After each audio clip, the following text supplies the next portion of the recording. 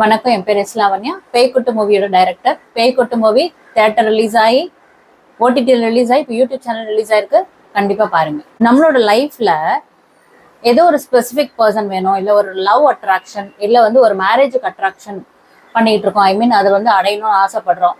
இல்லை ஏதோ ஒரு பிரிஞ்சு போன ஒரு கணவன் மனைவி ஏதோ பிரிஞ்சு போயிருப்பாங்க, அவங்கள அட்ராக்ட் பண்ணணும்னு நினைக்கிறதோ, லவர் இருப்பாங்க, அவங்க இவங்களை விட்டுட்டு இன்னொருத்தர் ஒரு லவர் கூட போயிடுவாங்க, ஒரு பொண்ணு கூடயோ பையன் கூடயோ போயிடுவாங்க. அவங்க கிட்ட இருந்து பிரிச்சு மறுபடியும் இவங்க கிட்ட வரணும் அப்படின்னு போன ஒரு காதலை மறுபடியும் கவர்ந்து இருக்கணும்னு ஆசைப்படுவாங்க. இந்த மாதிரி விதவிதமான அன்புக்காக மேனிஃபெஸ்ட் பண்றவங்க இருப்பாங்க. இப்போ இந்த மேனிஃபெஸ்டேஷன் என்னன்னு தெரிஞ்சாலும் சரி, தெரியாத இருக்கிற நிலையில இந்த வீடியோ பார்த்தாலும் சரி, நீங்க மேனிஃபெஸ்ட் பண்றீங்க ஒரு பர்சனுக்காக, அதாவது ஒரு ஸ்பெசிபிக் பர்சன்னா ஒன்லி லவ் தான் அப்படின்னு கிடையாது. நீங்க ஒரு குழந்தைங்களுக்காகனாலும் ஒரு தனிப்பட்ட நபர்னு தான் அர்த்தம். ஒரு ஸ்பெசிபிக்கான ஒரு பர்சனுக்காக நீங்க மேனிஃபெஸ்ட் பண்ணும்போது பயங்கரமான பிரச்சனை வருது. அவங்களுக்கும் நம்மளுக்கும் பிரச்சனை வரும். இல்லைன்னா இப்ப நீங்க யார் கூட இருக்கீங்களோ அவங்களுக்கும் உங்களுக்கும் பிரச்சனை வருது. ஒரு மேனிஃபெஸ்டேஷன் பண்ணதுக்கு அப்புறம் சரியான பிரச்சனை வருது அப்படின்னா ஒண்ணு புரிஞ்சுக்கோங்க, அந்த ஒரு நபரை நீங்க ஈர்ப்பது தவறு என்று பிரபஞ்சம் உங்களுக்கு சொல்லுது.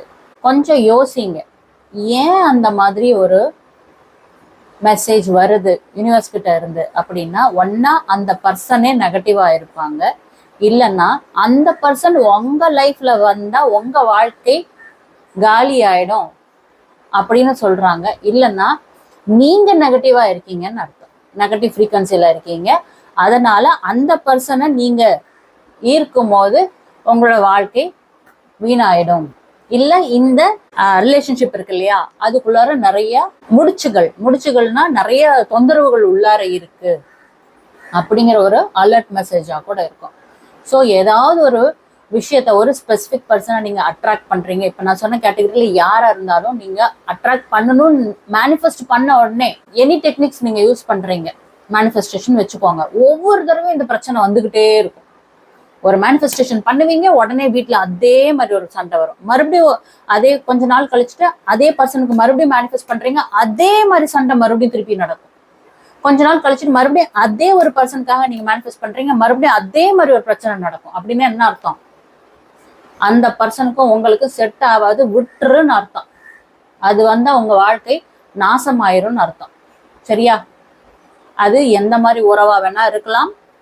ஓகே, ஃப்ரெண்ட்ஸு, லவ்வரு, ஹஸ்பண்டோ, இல்லை கூட பிறந்தவங்களோ, பெத்தவங்களோ, பிள்ளைங்களோ, நாத்தனார், நங்கையாரோ, எனி கைண்ட் ஆஃப் ரிலேஷன்ஷிப். இந்த மாதிரி ஒரு அறிகுறி வந்ததுன்னா கொஞ்சம் அலர்ட்டா இருங்க. உடனே எந்த ஸ்டெப்பும் எடுக்க வேணாம். நீங்க நெகட்டிவாகவும் ஒரு ஸ்டெப் எடுக்க வேணாம், பாசிட்டிவாகவும் ஒரு ஸ்டெப் எடுக்க வேண்டாம். But be careful. கொஞ்சம் அப்சர்வ் பண்ணி அப்புறம் முடிவெடுங்க. ஓகேவா? மீதி இன்னும் 2-3 சேனலா கூட இருக்குங்க. ஏஞ்சல்ஸ் அண்ட் ஸ்பிரிட் கைட்ஸ்னு ஒரு சேனல் இருக்கு. ஏஞ்சல்ஸ் பத்தி சொல்லிட்டு இருக்கேன். லாவண்யா டைரக்டர் அப்படிங்கிறது தான் main channel. About law of attraction நான் கவர் பண்ணிக்கிட்டு இருக்கேன். ஜாரா மியூசிக் லேபிள் தான் உங்களுக்கு தெரியும். பாட்டு, படம் எல்லாமே நம்ம அதில் ரிலீஸ் பண்ணியிருக்கோம். நீங்க லைஃப் கோச்ல ஜாயின் பண்ணோம் அப்படின்னா இந்த கீழே டிஸ்பிளே ஆகிட்டு இருக்கிற இந்த நம்பருக்கு நீங்க வாட்ஸ்அப்ல மட்டும் மெசேஜ் பண்ணீங்கன்னா உங்களுக்கு ரிப்ளை கிடைக்கும். கால் பண்ணாதீங்க.